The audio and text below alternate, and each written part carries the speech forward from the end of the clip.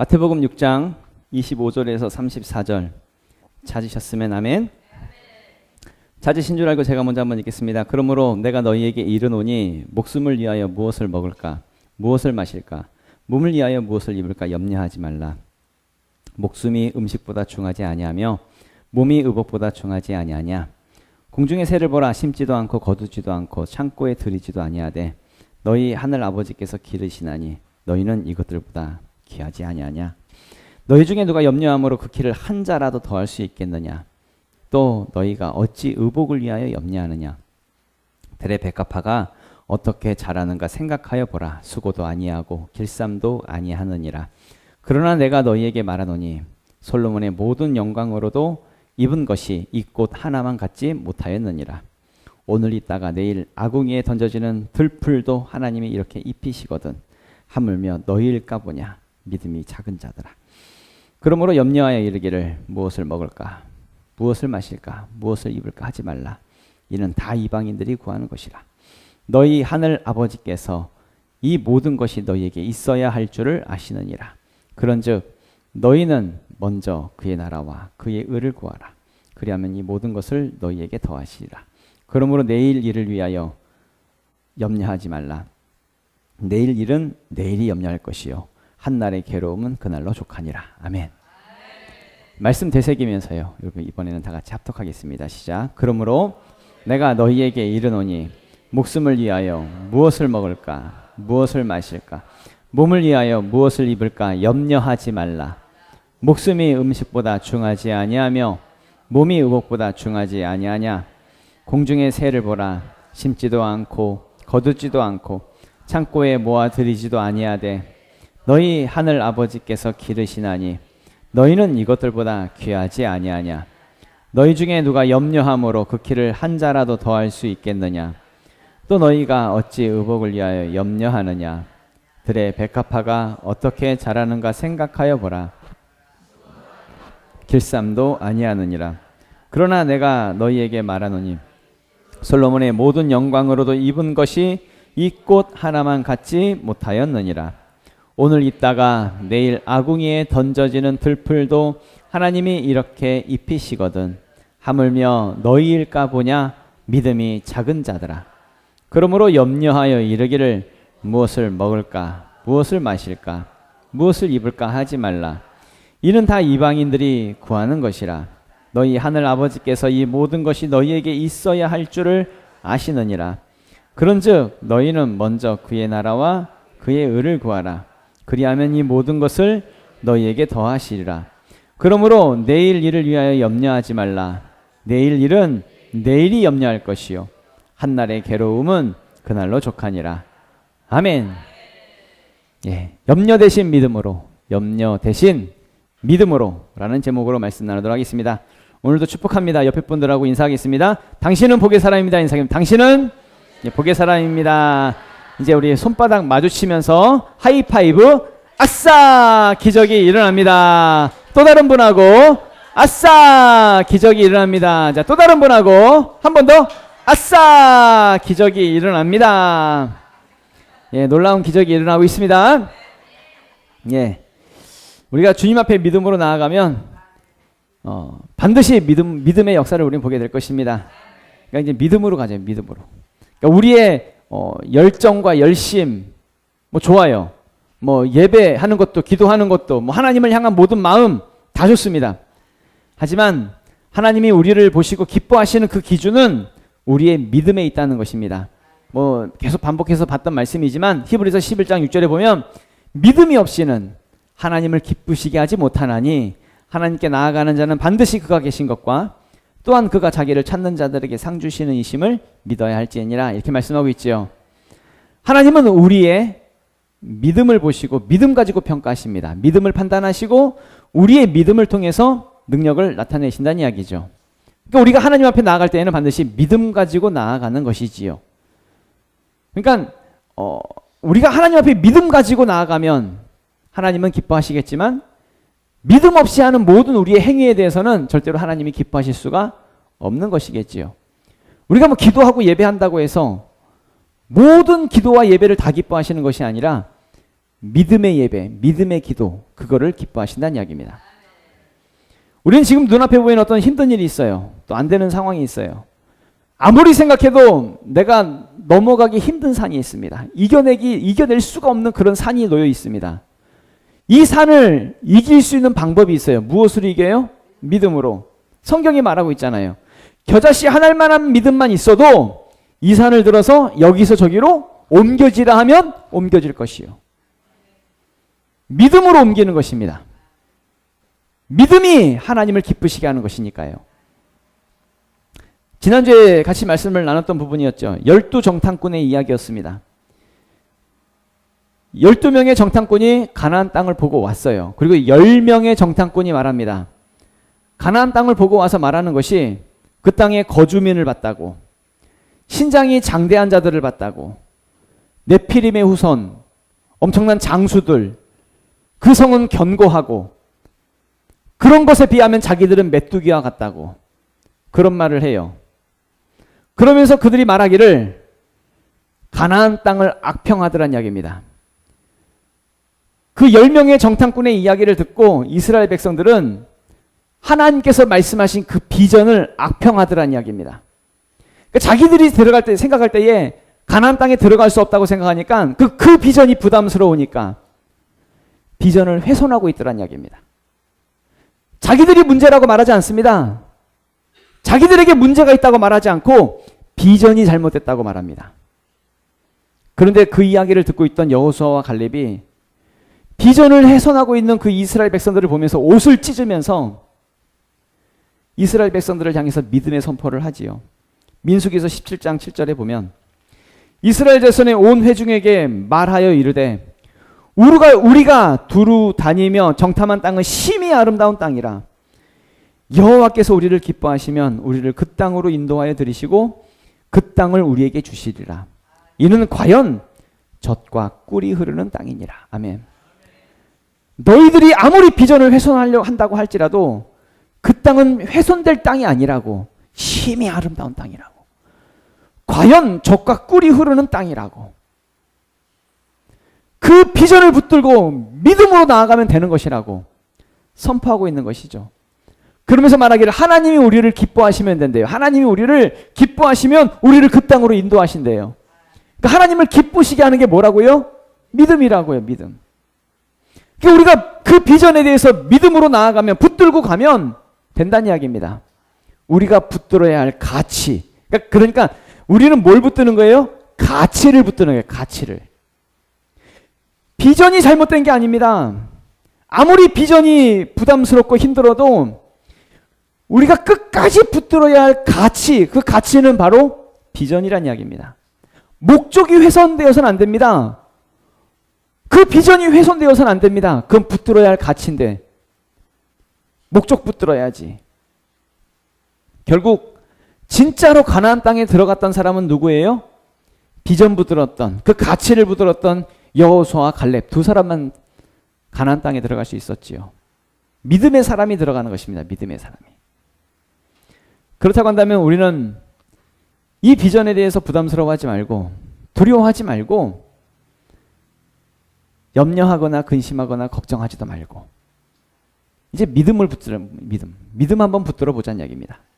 믿음으로 선포하고, 되는 것을 선포하고, 지금 당장 보이지 않아도 우리는 바라는 것을 믿음으로 선포하는 것이니까요. 지금 보이지 않는 것을 믿음으로 붙드는 것이니까요. 그 믿음이 역사를 이루어내는 것이니까 믿음으로 한번 붙들어 보자는 이야기입니다. 그러니까 대부분의 많은 사람들이 지금 당장 되지 않는다고 많이 걱정해요. 염려해요. 근데 사실은 세상에서 가장 믿음 없는 모습 중에 하나가 뭐냐면 염려하는 겁니다.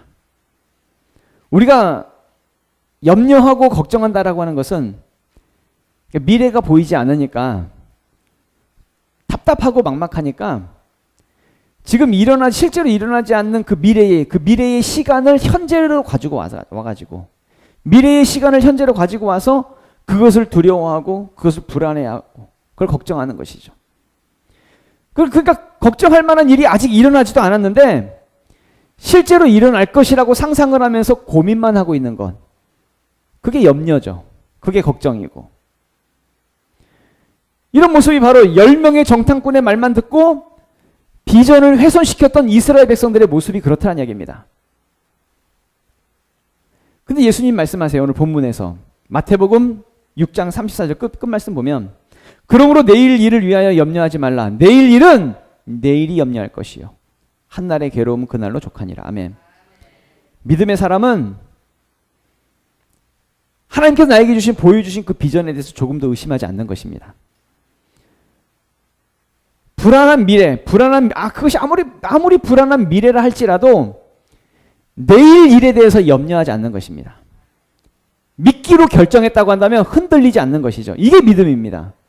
내가 믿기로 했어라고 해서 두려워하고 벌벌 떨고 염려하는 것, 이거 믿는 거 아닙니다. 믿는다고 말은 했을지 모르겠지만 실제로 믿음이 아닙니다. 믿음은 내가 믿기로 한 그것에 대해서 이미 결론이 난 거예요. 나의 상태가 결론을 내버린 겁니다. 그러니까 더 이상 불안해하지 않는 것이죠. 염려하지 않는 것입니다. 노아가 있었습니다. 노아. 하나님은 사람들의 악함을 보시고 세상이 악하니까 이 세상을 물로 심판하시기로 작정을 하십니다. 그리고 그때 당시에 완전한 자라고 불렸던 노아, 그 노아를 부르셔서 방주를 만들라고 하면 큰 배를 만들라고 하십니다. 노아는요, 하나님의 그 말씀 하나 붙잡고 무려 120년 동안 흔들림 없이 방주를 만듭니다. 노아는 이 하나님의 말씀에 대해서 조금도 의심하지 않았습니다. 자신의 인생을 그냥 걸어버렸습니다. 올인합니다. 말씀 붙잡고 살기로 그냥 자기가 결정해버렸습니다. 그리고 말씀 붙잡고 그것을 끝까지 이루어내더란 이야기입니다. 근데 그게 결코 쉬운 일이 120년입니다. 지금 말씀드리려고 하는 것은 조금 신학적인 견해가 있을 수 있는데 노아 당시의 그 시대를 보면 그 환경적인 부분, 환경적인 배경을 좀 말씀드리면 노아 이전의 시대에는 한 번도 비가 내린 적이 없었습니다. 창세기서 2장 5절에서 6절 말씀 보면 여호와 하나님이 땅에 비를 내리지 아니하셨고 땅을 갈 사람도 없었으므로 들에는 초목이 아직 없었고 밭에는 채소가 나지 아니하였으며 안개만 땅에서 올라와 온 지면을 적셨더라 라고 말씀하고 있습니다. 그러니까 노아는 한 번도 비 내린 적을 본 적이 없어요. 비를 내리시지 않으셨거든요. 그냥 궁창에 온 지면이 습기만 가득한 거예요. 물론 바다는 있었고 물은 있었지만 온 지면에 습기만 가득한 그런 상태. 그것만 본 것이지 비를 한 번도 본 적이 없었습니다. 그런데 하나님께서 비를 내리시겠다고 하는 거예요. 그러니까 노아 입장에서는 비가 뭐예요? 한 번도 본 적이 없는데 경험해 본 적도 없고 근데 비를 내리시겠다고 하는데 그 말씀 하나 붙잡고 배를 만들었다고요. 몇 년 동안? 120년 동안. 여러분 한 번도 본 적도 없는 그것에 대해서 하나님께서 명령하셨는데 120년 동안 여러분 모든 인생을 올인하면서 만드실 수 있겠습니까? 보통 믿음 아니죠. 결코 쉬운 게 아닙니다. 그냥 뭐 하나님 말씀하시니까 배 만들었나 보다. 우린 그렇게 단순하게 생각할 수 있는데 이것이 엄청난 믿음의 모습이라는 이야기입니다. 창세기서 6장 22절에 보면 노아가 그와 같이 하여 하나님이 자기에게 명하신 대로 다 준행하였더라. 노아는요 조금도 의심하지 않고 자기 인생을 하나님 말씀 붙잡고 살기로 결론을 내버려요. 그리고 실제로 그것을 준행하면서 그 하나님의 일들을 이루어내더란 이야기입니다. 그런데 이것을 성경이 말하기를 이게 바로 믿음이다 라고 말을 해요. 히브리서 11장 7절에 보면 믿음으로 노아는 믿음으로 노아는 아직 보이지 않는 일에 경고하심을 받아 경외함으로 방주를 준비하여 그 집을 구원하였으니 이로 말미암아 세상을 정죄하고 믿음을 따르는 의의 상속자가 되었느니라 이렇게 말씀하고 있습니다. 아무것도 보이는 것도 없고 정말 답답하고 막막해요. 하나님은 말씀하셨지만 그게 될지 안 될지도 모르겠어요. 그 세월이 몇 년? 120년. 근데 이미 노아는 하나님 말씀대로 살기로 작정했어요. 이미 그렇게 자신의 삶을 결론을 내버렸어요. 그렇게 살더란 이야기입니다. 여러분, 하나님의 믿음 가운데 살기 원하십니까? 살기로 작정했잖아요. 그렇게 결론난 인생이 되어야지. 그러면 되는 거예요. 그러면 우리도 좀 그래 보자는 이야기입니다. 믿는다고 하면서 의심하고 이랬다 저랬다 방황하고, 어쩔 때는 하나님 계시는 것 같고 어쩔 때는 안 계시는 것 같고, 어쩔 때는 하나님 나를 도와주시는 것 같고 어쩔 때는 나를 버린 것 같고,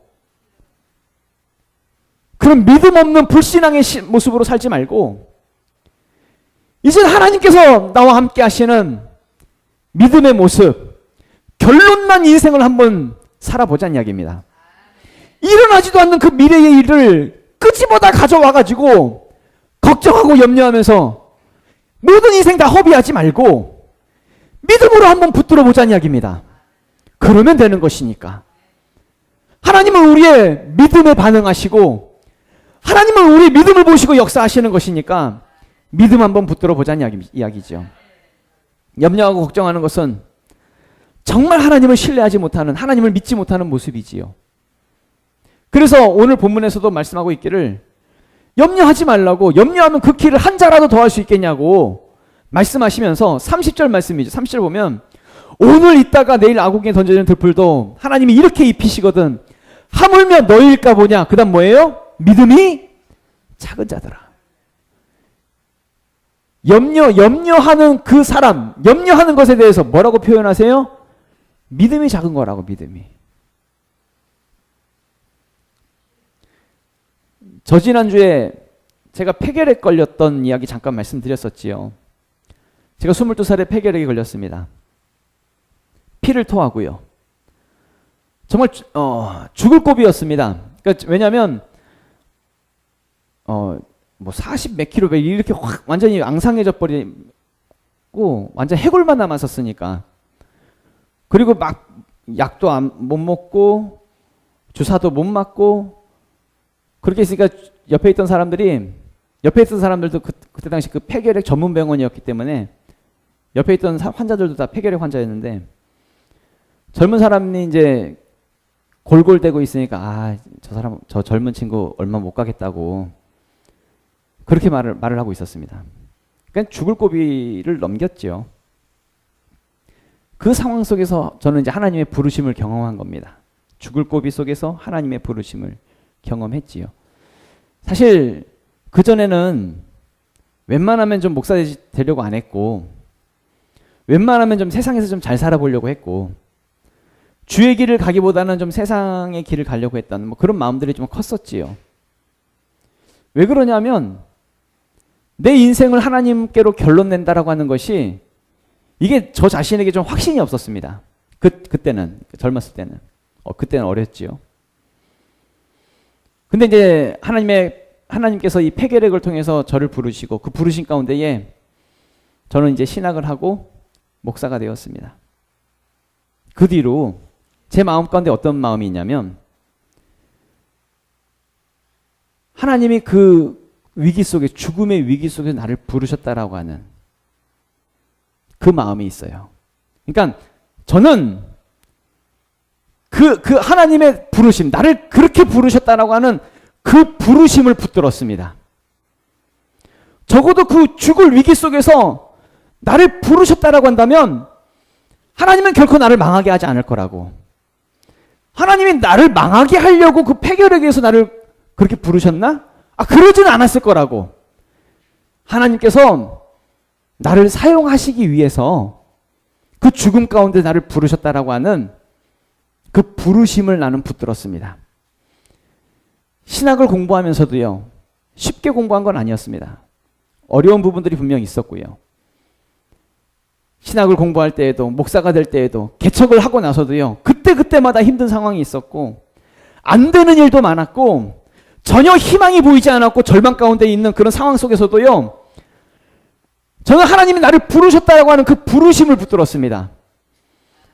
그 죽음 가운데 죽음의 상황 속에서 나를 살리셔서 나를 목사를 만드신 그 부르심, 그 부르심의 비전, 그걸 난 놓지 않았습니다. 정말 아무것도 보이지 않았지만, 정말 아무것도 보이지 않았지만 그 믿음 하나 붙들고 지금까지 달려왔다는 것이죠. 아마도 다윗도 그랬던 것 같아요. 다윗도 항상 죽음의 위기였잖아요. 사울 왕이 자기를 죽이려고 하고 블레셋 군대가 자기를 죽이려고 하고 수없이 많은 죽음의 위기 속에서도 그때마다 하나님이 자기를 살려주셨거든요. 하나님이 다윗을 망하게 하려고 살려주신 것이 아니라 이스라엘의 왕으로 삼기 위해서 다윗을 살려주셨다는 것. 다윗은 그걸 붙들었다고요. 그거. 다윗은 아무리 절망적인 상황 속에서도 끊임없이 자신의 믿음을 선포하잖아요. 하나님을 선포하고 하나님의 구원을 선포하고 비전을 선포하고 잘 되고 있는 상황 속에 선포하는 게 아닙니다. 위기 가운데, 죽음의 그 위기 가운데에서 비전을 선포하고 믿음으로, 자신의 그 믿음으로 하나님께서 자신에게 주신 그 비전을 붙들더란 이야기입니다. 선포해야죠. 그렇다고 한다면 우리도 믿음으로 선포해야죠. 찬주가 중학교 3학년 때, 뭐 다 기억하시는 분들도 있겠지만 벌써 6년이나 됐네요. 6년 전에 한국 컨퍼런스 토크쇼에 섰었습니다. 그때 이제 이선만 목사님이 토크쇼에 참여한 사람들에게 이제 마지막으로 질문하는 것이 자기 목사님 장점 하나씩만 이야기하라고 해요. 근데 우리 찬주가 하는 말이 우리 아빠는 선포만 잘해요. 그런 말을 합니다. 그때 막 이제 만 명 그때 회중들이 막 까르라고 웃고 막 그랬죠. 근데 사실입니다. 난 선포만 잘했습니다. 근데 하나님께서 그 선포를 들으시고 그 선포대로 하나님께서 복을 주시더라는 이야기입니다. 정말 힘든 상황 속에서, 힘들어요. 힘든 상황 속에서 저는 목사로서 염려와 걱정을 붙들지 않았습니다. 거기에 나를 묶어두지 않았습니다. 나는 폐결에게 그 죽음 속에서 나를 불러주신 그 신실하신 하나님, 그 부르심이 절대로 나를 망하게 하기 위해서 나를 부르시지 않았다. 나를 부르신 것은 나를 귀하게 사용하기 위해서 나를 부르셨다고 하는 그 비전, 그 믿음을 붙들었습니다. 그리고 지금은 하나님께서 우리 지명교회에 주신 비전이 있습니다. 1만 명의 성도, 1만 명의 예배자라고 하는 이 비전을 우리에게 주셨습니다. 저는 지금도 열심히 선포만 잘하고 있습니다. 그러나 선포할 때 하나님이 들으시고 주님 말씀하셨잖아요. 내 귀에 들린 대로 행할 거라고. 선포할 때 주님께서 반드시 이루실 줄 믿습니다. 지금은 아무것도 보이지 않는 그런 상황 속에서 우리가 붙들어야 할 가치가 있다고 하면 뭘 붙들어야 될까요? 편하고 쉽고 달콤한 것? 그것 붙들어야 될까요? 아니면 부담스럽고 힘들더라도 가치 있는 것을 붙들어야 될까요? 가치 있는 걸 붙들어야지. 그림 하나 볼까요? 그림이 있습니다. 막대사탕입니다. 보이는 두 개는 실제로 추파춥스, 달콤한 사탕입니다. 그리고 그 옆에는 똑같이 막대로 꽂혀 있는 것은 시가 10억 정도 하는 다이아몬드입니다. 이것을 시온이에게 보여주면서 시온아, 이것 중에 하나만 선택할 수 있어. 그럼 뭐 먹을래? 라고 하면 시온이는 뭘 선택할까요? 시온이는 잘은 모르겠지만 우리 은경이 리더의 코치가 없다고 한다면 아마 추파춥스를 선택할 것입니다. 그러면서 입으로 쪽쪽 빨면서 막 이렇게 하겠죠. 시온이가 좋아하는 추파춥스. 믿음이 약하고 어린아이 신앙의 수준은 거기에 머물러 있는 사람은 달콤한 것을 붙들고 달콤한 것을 찾아다닙니다. 교회에서 위로받으려고 그러고 인정받으려고 그러고 편안하게 신앙생활 하려고 그러고 그냥 어린아이 신앙이죠. 영적인 시온이입니다. 영적인 시온이. 시온이가 들으면 시험 들을 이야기지만 어쨌든 영적인 시온입니다. 부담스러운 건 싫습니다. 부담스러운 건 싫고 그냥 쉽고 달콤한 것. 그런 것을 찾아다니고 교회도 그러니까 그렇게 교회 생활을 합니다. 신앙생활.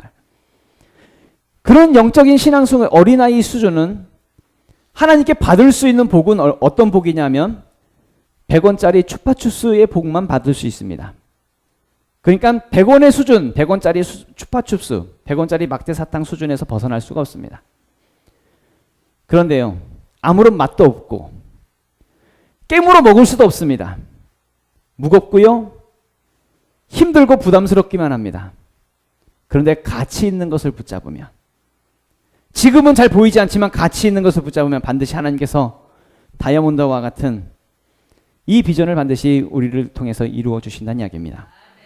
그럼 우리는 무엇을 붙잡아야 될까요? 가치를 붙잡아야 될까요?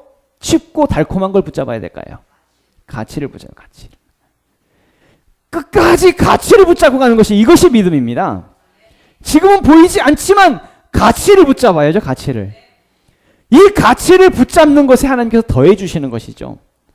본문 말씀이죠. 본문 말씀 33절을 보면 그런즉 너희는 먼저 그의 나라와 그의 의를 구하라. 그리하면 이 모든 것을 너희에게 더하시리라. 무슨 말이에요? 그의 나라와 그의 의를 구하라. 뭐 붙잡으라고요? 비전 붙잡으라. 비전. 하나님의 나라와 하나님의 비전을 구하라고. 그것 붙잡으라고. 그리하면 이 모든 것을 너희에게 더해 주시는 거라고. 가치를 붙잡는 믿음이 되어져서 반드시 하나님으로부터 쓰임받는 우리가 될 수 있기를 부탁을 드립니다. 다 같이 일어나서 기도할까요?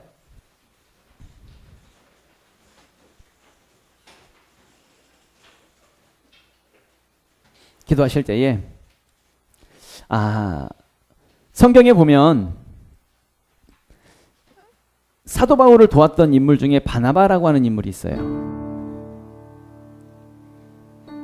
우리 사도행전 11장 24절 말씀 보면은 바나바는 착한 사람이요 성령과 믿음이 충만한 사람이라 이에 큰 무리가 죽게 더하여지더라 이런 말씀이 있습니다. 그러니까 바나바에 대해서 소개하고 있는 내용이 있어요. 첫 번째는 착한 사람이래요. 두 번째로는 성령이 충만한 사람이래요. 세 번째로는 믿음이 충만한 사람이래요. 쉽게 얘기하면 바나바는 믿음의 사람이었습니다.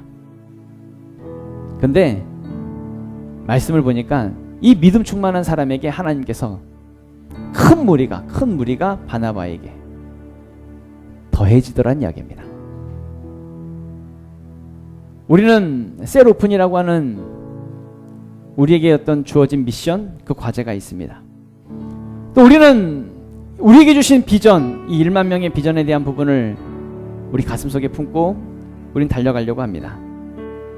그럼 우리에게 큰 무리가 더해져야 할 텐데 이 큰 무리가 더해지기 위해서는 어떻게 해야 될까요? 우리는 바나바를 통해서 봤을 때에 우린 반드시 믿음이 충만한 모습이 되어져야 된다는 이야기입니다. 우리 다음 주일이 우리 새가족 초청주일로 드리려고 합니다. 우리가 관계 맺고 있는 분들, 또 만나고 있는 분들, 또 전도해야 될 분들을 다음 주에 초청해서 같이 예배를 드리려고 하는데요. 여러분들 미리 그 결과를 예측하지 말기를 바랍니다. 미리 염려하고 미리 걱정하지 말기를 바랍니다. 그저 우리가 할 수 있는 것은 가치를 붙드는 겁니다. 가치. 그냥 믿는 겁니다. 이것에 대해서 우리가 결론을 내버리는 겁니다. 하나님께서 우리에게 주신 그 비전만 우리가 붙들고 가면, 우리가 선포하며 나아가면 하나님께서 책임져 주실 것입니다. 여러분, 우리가 비전이 잘못된 게 아닙니다. 비전을 훼손시키지 마십시오. 내가 믿음 충만하지 못한 것이 문제지. 우리가 이 시간에 기도할 때에 하나님, 내가 하나님 앞에 믿음 충만할 수 있도록 도와달라고, 가치를 붙들고 믿음 붙들고 나아갈 수 있도록 우리를 도와주시옵소서. 하나님께서 우리 믿음 가운데에 더해주시는 그 더해주시는 역사를 볼 수 있도록 도와주시옵소서. 주의 한번 외치고 통성으로 기도하겠습니다. 주여